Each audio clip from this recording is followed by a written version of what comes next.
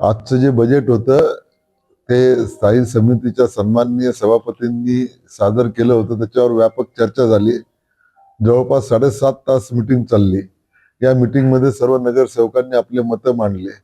त्यातलं मुख्य ज्या सूचना होत्या की बाजार कर जे आहे तो योग्य प्रकारे वसूल केला तर जास्त चांगल्या प्रकारे वसूल होईल. दुसरं, प्रॉपर्टी टॅक्स जे आहे ते लग्नाच्या ठिकाणी किंवा पार्किंग, ज्या खाजगी पार्किंग आहे त्या ठिकाणी लावला तर त्याच्यामध्ये उत्पन्नात वाढ होईल. प्रॉपर्टी टॅक्स वसूल करण्यासाठी यंत्रणा आणखी सक्षम करावी, त्याचा सर्वे चांगल्या प्रकारे करावा.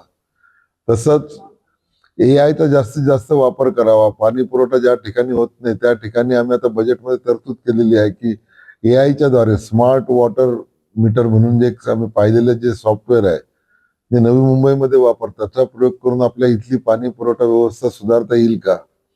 त्याशिवाय जे काही शहराचं एक ट्विन सिटी म्हणून एक आपण मॅपिंग करणार आहोत सॅटेलाइटने, त्याची तरतूद केलेली आहे. त्याच्याच बरोबर पर्यटन वाढावं म्हणून रांगोळीचं गाव, फुलांचं गाव, केळीचं गाव आणि फिशरमन विलेज असं जे होतं त्याच्यामध्ये महासभेने ऍड केलं की आदिवासींचं पण एक संस्कृती दाखवणारं जे गाव आहे, ज्या ठिकाणी पर्यटक येतील त्या ठिकाणी ते तयार करावं. याशिवाय आपल्या समुद्र किनारा डेव्हलप करण्यासाठी, दमन सारखा करण्यासाठी आपण जवळपास 20 कोटी ठेवलेले आहे. तुंगारेश्वर डेव्हलपमेंटसाठी आपण तरतूद केलेली आहे, त्याचे पण DPR तयार आहे. शिवाय आपण आता अपंगांसाठी दिव्यांग पार्क, त्याच्यानंतर डॉक्टर बाबासाहेब आंबेडकरांचं संविधान पार्क याचं टेंडरही फायनल केलेलं आहे. त्याचंही भूमिपूजन पुढच्या महिन्यात होईल. एक महत्वाचा मुद्दा आहे. यावेळेला भटकी कुत्री आहे त्यांचा एक प्रश्न उपस्थित झालेला, त्याच्यासाठी काय तरतूद करण्यात आलेली आहे? भटके कुत्रे जे आहे त्याचा लोकांना त्रास होतोय याची आम्हाला जाणीव आहे. त्यांच्यासाठी शेल्टर होम करण्यासाठी आम्ही ऑलरेडी जाहिरात काढलेली आहे. याच्यामध्ये ती संस्था जी आहे ती स्वतःची जागा राहील, त्या ठिकाणी हे सगळे जे भटके कुत्रे आहेत त्या ठिकाणी नेण्यात येतील आणि ती संस्था त्यांची काळजी घेईल, त्यांचं निर्वजीकरण करेल आणि जेणेकरून आपल्या शहरातले भटके कुत्रे कमी होतील. लोकांनाही माझं आव्हान आहे की ते जे जाहीरपणे त्यांना जाहीर ठिकाणी खाऊ घालतात त्याच्यामुळे हे जे कुत्रे आहेत यांचा इतर लोकांना उपद्रव होतो. तर भटके कुत्रे जे आहेत ते आपण बाकी त्यांचं जे निर्विजीकरण करायचं आहे त्याची केंद्रही वाढवतो आहे आणि त्यांचं शेल्टर होमही तयार करतो आहे. किती एकरमध्ये शेल्टर होम असेल, कशी तजवीज असणार कुत्र्यांसाठी, काय खास असेल त्याच्यामध्ये? नाही, या ठिकाणी आपण त्या संस्थेकडे किती जागा आहे, एकापेक्षा जास्त संस्था आल्या तरी त्याचाही विचार आपण करू.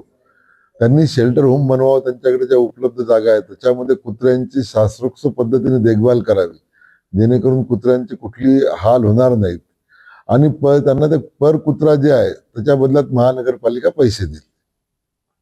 हा अर्थसंकल्प सर्वसंमतीने मंजूर झालेला आहे.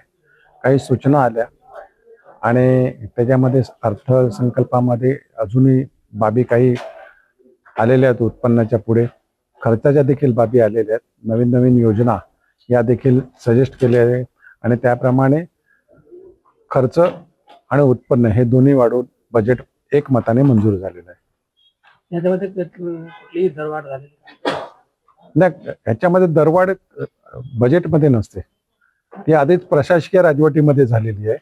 ह्याच्यामध्ये कुठलीही बजेटमध्ये दरवाढ झालेली नाही, परंतु उत्पन्न कसं वाढेल हे बघितलं गेलेलं आहे. त्याच्यात वेगवेगळे मार्ग सुचवले गेलेले आहेत आणि त्याच्यातून उत्पन्न वाढलं जाणार आहे आणि जसं उत्पन्न वाढलं जाईल त्याप्रमाणे खर्च, म्हणजे 100 रुपये जर आपल्या खिशामध्ये आले तर 100 रुपयाचा आपण खर्च करण्याचा प्रयत्न करतो.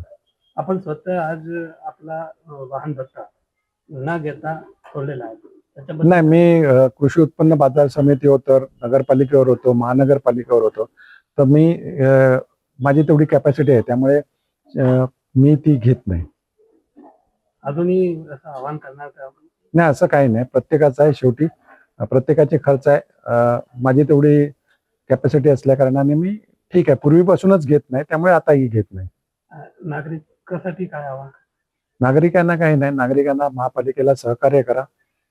जी टॅक्स जे भरायचे आहेत ते वेळीच भरले तर उत्तम आहे. प्रशासन चांगल्या पद्धतीने आपल्याला काम करू शकतं, सुविधा देऊ शकतं.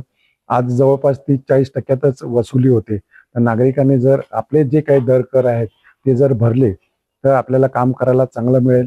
त्याच्यानंतर ओला कचरा, सुका कचरा शिस्त पाळली, पार्किंगच्या शिस्त पाळल्या तर निश्चित आपलं शहर चांगलं एक शहर म्हणून गणलं जाऊ शकतं. आणि नागरिकांना एक विनंती आहे की आपल्या काही सूचना असतील तर निश्चित विकासासंबंधीच्या असतील किंवा अन्य काही असतील, काही अडीअडचणी संबंधी असतील तर निश्चित निसंकोच कराव्यात. नुकतेच एक मुलीची दुर्दैवी मृत्यू झालेली आहे कुत्र्याच्यामुळे. सध्या भटक्या कुत्र्याच्या बदले महापालिका काय त्यासाठी भटक्या कुत्र्यांसाठी ज्या ज्या उपाययोजना करायच्या आहेत, मग त्यांच्यासाठी डॉग शेल्टर बनवायचं असेल, त्यानंतर त्यांचे जे डॉग प्रेमी आहेत त्यांना विश्वासात घेऊन वेगवेगळ्या उपाययोजना ज्या करायच्या आहेत त्या सगळ्या या बजेटमध्ये प्रोव्हिजन केलेल्या आहेत.